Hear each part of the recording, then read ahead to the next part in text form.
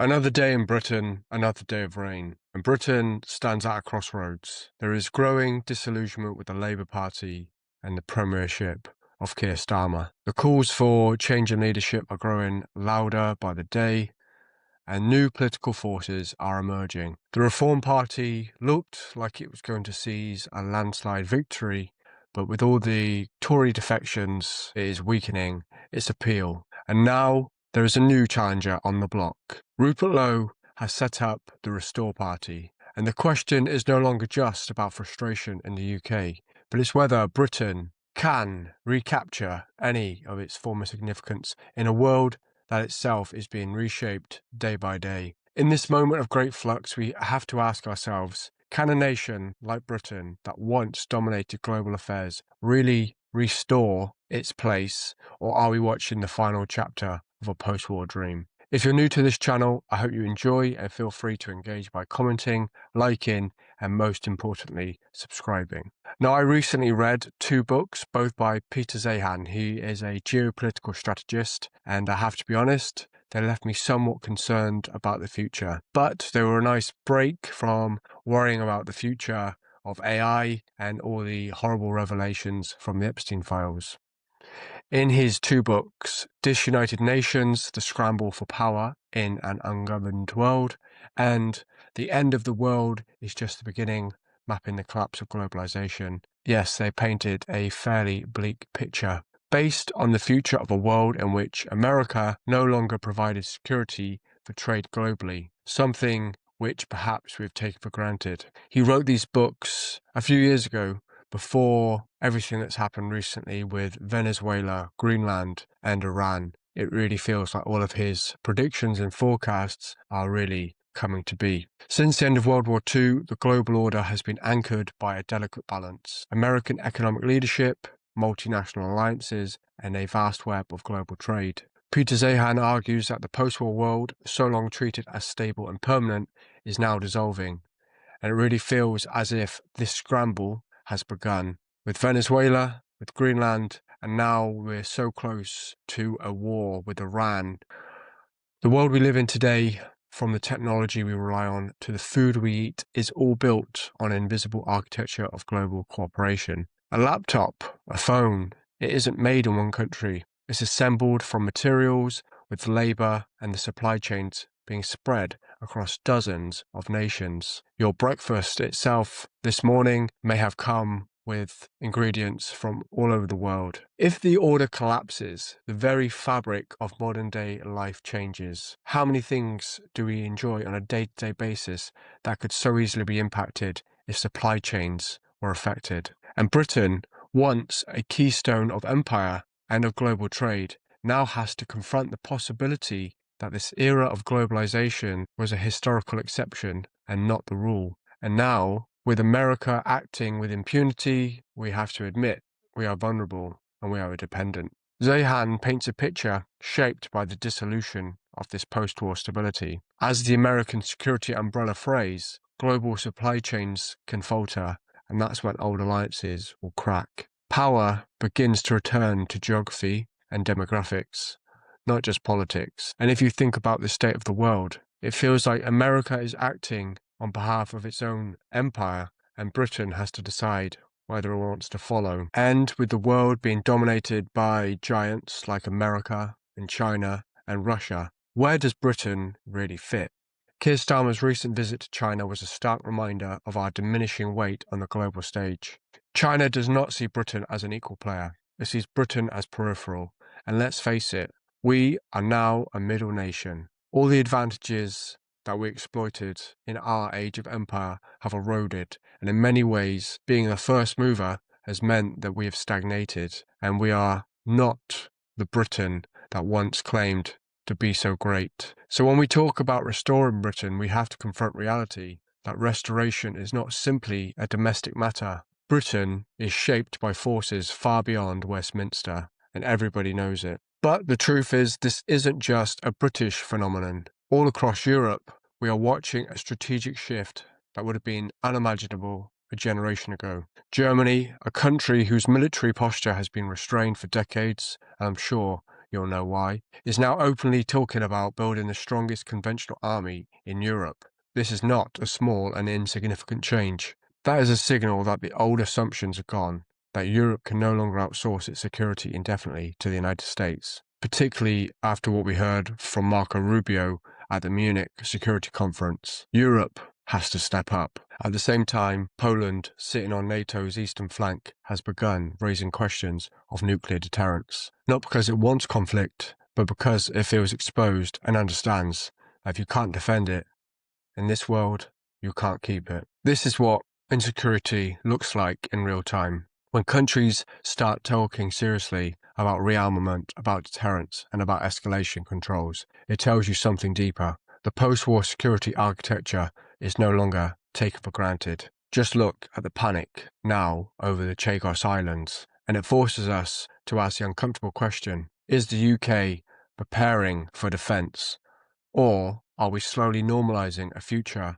where war becomes thinkable again? Because modern states don't just mobilise armies, they also mobilise narratives. And when the media environment becomes saturated with Russia, with threat, with inevitability, societies begin to psychologically adjust to conflict, and creating tension around Russia has been a sustained campaign.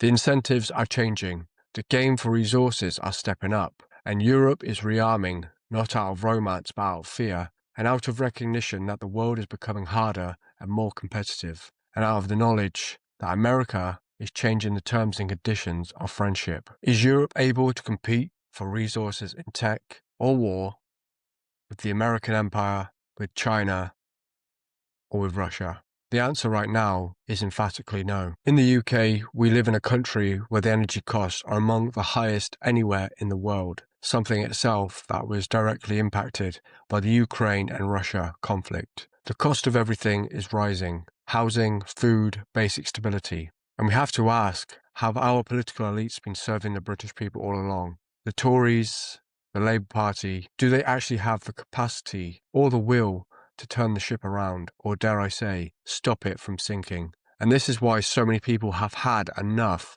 of these traditional parties that now seem to operate on behalf of foreign states, donors, and global corporations. How can we truly mobilise for this more competitive world when we have few things that truly unite us?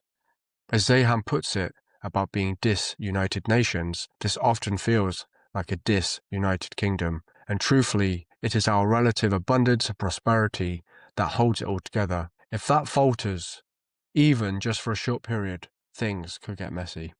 I believe the appeal of the reform and now the restore movements to many people are the way they offer a narrative, a vision, and a cause for people with shared experiences and backgrounds a chance to unite. There is something real about British values, forged through the unique rise of Britain as the first industrial nation. There is something meaningful in our sense of duty, our institutions, and our cultural inheritance. But we cannot live in nostalgia. The question is not whether the past mattered. The question is whether we understand our place today. Because like we have not appreciated how much of our economy relies on global trade security from the United States, we also don't appreciate how much of our present economy is built on the work of immigrants. Any major change to a system will have unintended consequences and trade-offs, and people should be aware of that. Britain under new leadership and a new vision will be changing as the global order is changing, which may be a gamble that wins big, or that loses big. And I would question whether the game itself is actually rigged. I recently recorded a podcast with Councillor Rob Croot, who represents the area of Blackhall and Heseldens in County Durham, a former miner. We spoke about the mining communities where my grandfather worked, and what struck me was this: in the past, miners brought their money together. They funded welfare halls, workmen's clubs, football, cricket clubs, brass bands, and much more. An entire social fabric built on mutual responsibility. Yes, it was socialism, but it was local, communal, and human. Since the mine shut, the community has been transformed. Something vital was lost. So perhaps restoring Britain isn't about empire or even GDP. Maybe it's about rebuilding a society that works for each other again. The problem is, Britain no longer has the industries that created those communities, so we have to find a new way. And for too long, we've expected politics to be done for us. We've allowed democracy to become another part of the machinery, distant, technocratic, managed by elites, and behind closed doors. But democracy is not something outsourced, because when it is, you get the likes of Mandelson, and you end up getting weak leaders like Starmer. And this causes resentment, and the resentment gives rise to greater division. Democracy only thrives when people engage, ask hard questions, and hold power accountable. Otherwise, Britain becomes nothing more than a node in the global economic machinery, rather than a nation with purpose. This is why people voted for Brexit, and it's why they're voting for reform now in places like Durham. People have had enough, but even reform, with their defections from former Conservative politicians, can feel like more of the same, funded by the same interests and shaped by the same corporate logic. And that's why movements like Restore resonate, because people are no longer voting purely for economic arguments. They are voting for belonging, for values, and for meaning. It's no surprise there is such disillusionment with Labour. Keir Starmer's future already feels uncertain, especially with scandals circling around figures like Peter Mandelson. I can't help but laugh at how Hartlepool, a place I've spoken about before, at one point had a monkey as a mayor and the Prince of Darkness as an MP, and yet it was Mandelson up to the monkey business. And there, like everywhere else, people are searching for something, anything, better. So what does Britain still have going for it? Because I don't want to be just doom and gloom. I also want reform, a restoration, but I want to be realistic. We still have immense cultural capital. We have the best football league in the world, where all our clubs are owned by foreign entities. We still have world-class universities until AI replaces them. And we still have financial influence until the pound crashes and we get mandated centralized crypto coins. But, as Peter Zehan likes to argue, we still have a strategic position and a strong navy, which may be useful in this might is right era, and maybe even still the Chagos Islands.